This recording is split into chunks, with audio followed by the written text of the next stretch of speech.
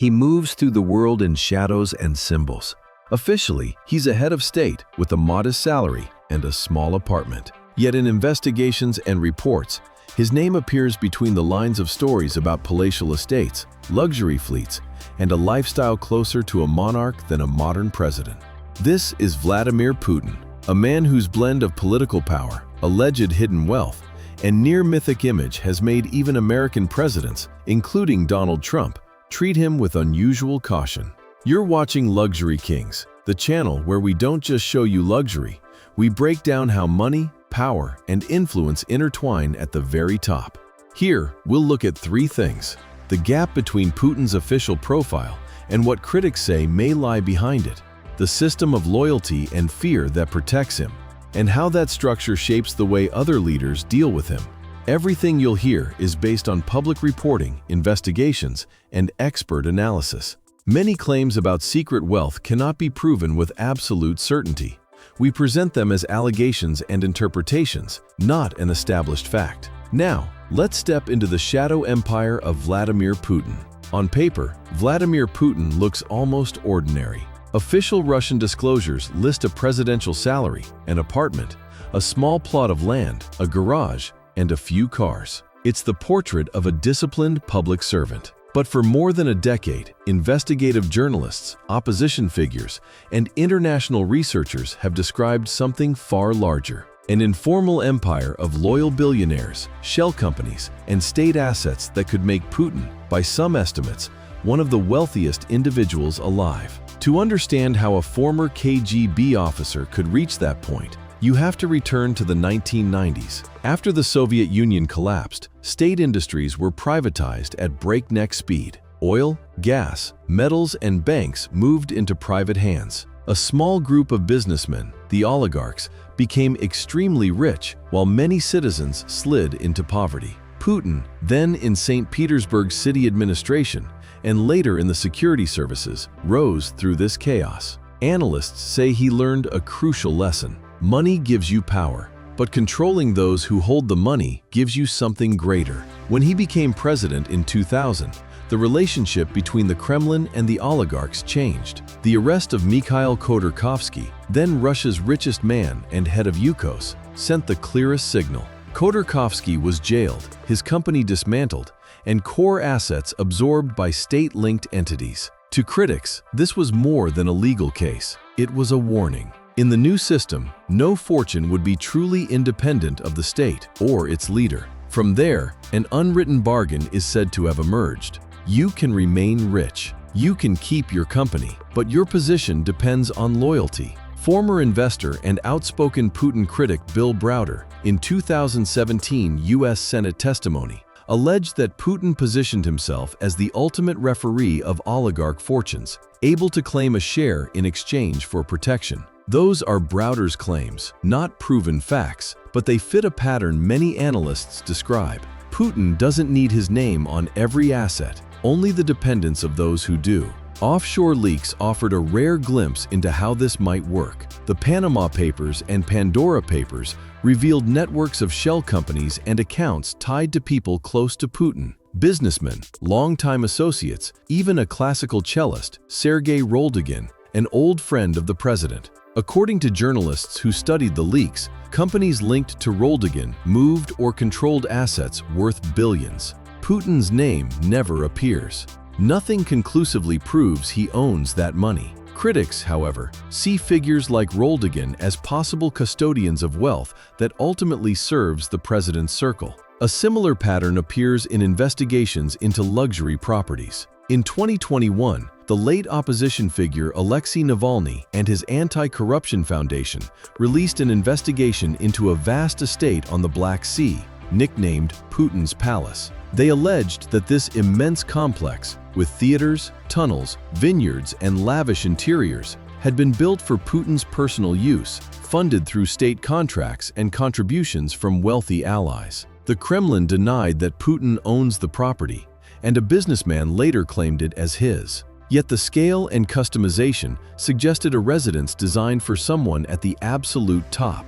Other reports have associated Putin with a large yacht fleet, including vessels like the Scheherazade, an official presidential aircraft often dubbed the Flying Kremlin, and luxury watches that, if personally owned, would far exceed his declared income. These links are typically indirect, through corporations, state bodies, or close associates. Critics argue that this is deliberate. The alleged fortune is structured as a broad ecosystem, not a simple personal bank account. This design matters for one key reason: sanctions. Since the annexation of Crimea in 2014, and especially after the 2022 full-scale invasion of Ukraine, Western states have sanctioned thousands of Russian individuals and entities. Yachts have been detained, villas frozen, accounts locked. But if much of the wealth associated with Putin is held via intermediaries and opaque structures, directly targeting his assets becomes far more difficult. That's why some analysts describe him as sanction-resistant, shielded by a network whose disruption would hit many actors, not just one man. This perceived insulation influences how foreign leaders deal with him.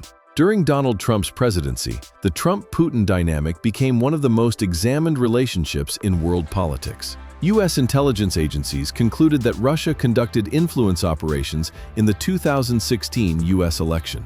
The Mueller investigation documented Russian interference and multiple contacts between Trump-linked figures and Russians, but did not establish a criminal conspiracy between the campaign and the Kremlin. Inside Russia, state media used the global attention as proof of Moscow's clout. If America was obsessing over Russian influence, then, in that narrative, Russia was clearly back as a major player. On the international stage, Trump often spoke about Putin in strikingly positive terms, praising his strength, even while his administration approved sanctions and weapons for Ukraine.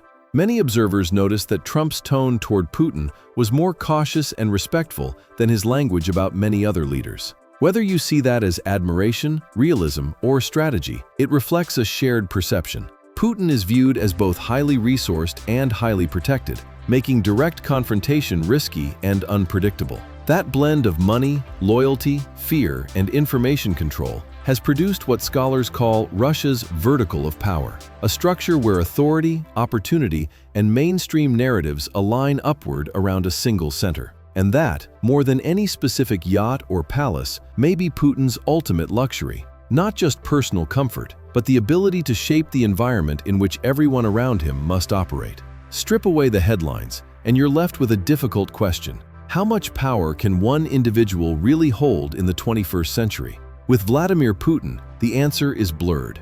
Officially, he is a president with a declared salary and limited property. Unofficially, critics depict him as the central figure in a system that blends state power, private fortunes, secrecy, and long-term strategy.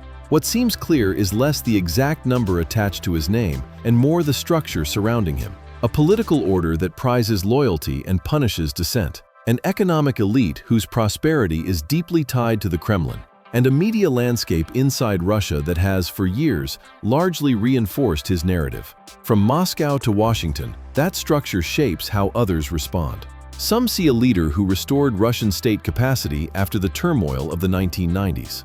Others see an authoritarian who concentrated influence in ways that are very hard to challenge, from within Russia or from abroad. For Western leaders, including Trump and his successors, this has meant dealing with a figure perceived as unusually insulated from normal pressure, sanctions, criticism, even reputational damage. For viewers like you, it raises deeper questions. When wealth is routed through offshore networks and loyal allies, can it ever truly be traced and constrained? And when one leader appears untouchable, how does that reshape the rules for everyone else? We may never know the precise size of Vladimir Putin's fortune, but we can see the outline of a model of power that mixes official institutions with hidden leverage. That model is already being studied and, in some places, copied. What do you think? Is Putin primarily a symbol of Russian state power who uses wealth as a tool? Or effectively a billionaire in all but name, using the state as his ultimate shield? Share your thoughts in the comments, respectfully.